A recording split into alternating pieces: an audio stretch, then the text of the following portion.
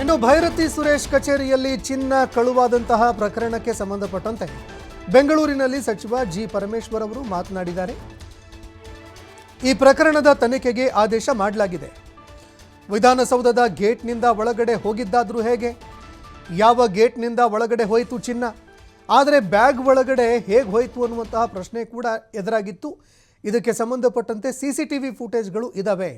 ಅದನ್ನು ತೆಗೆದುಕೊಂಡು ಯಾರು ಹೊರಗಡೆ ಹೋಗಿದ್ದಾನೆ ಆತ ಸಿಕ್ಕಿದ್ದಾನೆ ಅಂತ ಡಾಕ್ಟರ್ ಜಿ ಪರಮೇಶ್ವರ್ ಅವರು ಪ್ರತಿಕ್ರಿಯೆ ಕೊಟ್ಟಿದ್ದಾರೆ. ಫಸ್ಟ್ ಆಫ್ ಆಲ್ ಗೇಟ್ನಿಂದ ಒಳಗಡೆ ಆ ಬ್ಯಾಗ್ ಹೆಂಗೆ ಹೋಯ್ತು ಅನ್ನೋದು ನನ್ನ ಕನ್ಸರ್ನ್. ಅದಕ್ಕಾಗಿ ನಾನು ಈಗಾಗಲೇ ತನಿಖೆ ಆರ್ಡರ್ ಮಾಡಿದ್ದೀನಿ. ಯಾವ ರೀತಿ ಬ್ಯಾಗು ಯಾವ ಗೇಟ್ನಲ್ಲೇ ಎಂಟ್ರಿ ಆಯಿತು ಮತ್ತು ಅವರು ಅಲ್ಲಿವರೆಗೂ ಸಚಿವರ ಕಚೇರಿವರೆಗೂ ಬ್ಯಾಗ್ ಹೋಗುತ್ತೆ ಅಂದರೆ ಅನ್ನೋಟಿಸ್ಡ್, ಅದು ಹೆಂಗಾಗಿದೆ ಅನ್ನೋದನ್ನ ಪತ್ತೆ ಹಚ್ಚಬೇಕು ಅಂತ ಹೇಳಿದ್ದೀನಿ.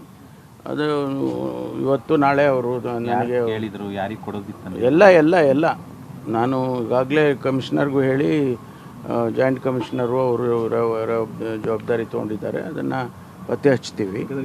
ಯಾಕೆಂದರೆ ಅವರು ಕಳ್ಳತನ ಆಗಿರೋದು ಸೆಕೆಂಡ್ರಿ, ಆದರೆ ಅದು ಬ್ಯಾಗೆ ಹೆಂಗೆ ಬಂತು ವಿಧಾನಸೌಧದ ಒಳಗಡೆ ಅನ್ನೋಟಿಸ್ ಆಗಿ ಅಂತೇಳಿ ಈಗ ನಮ್ಮ ಹತ್ರ ಅಲ್ಲೆಲ್ಲ CCTV ಕ್ಯಾಮ್ರಾಸ್ ಎಲ್ಲ ಇದೆ ಅಲ್ವಾ, ಅದರಲ್ಲೇ ಈಗ ಅವನು ಯಾರು ತೊಗೊಂಡೋಗಿದ್ದಾನೆ ಅವನು ಸಿಕ್ಕಿರೋದು.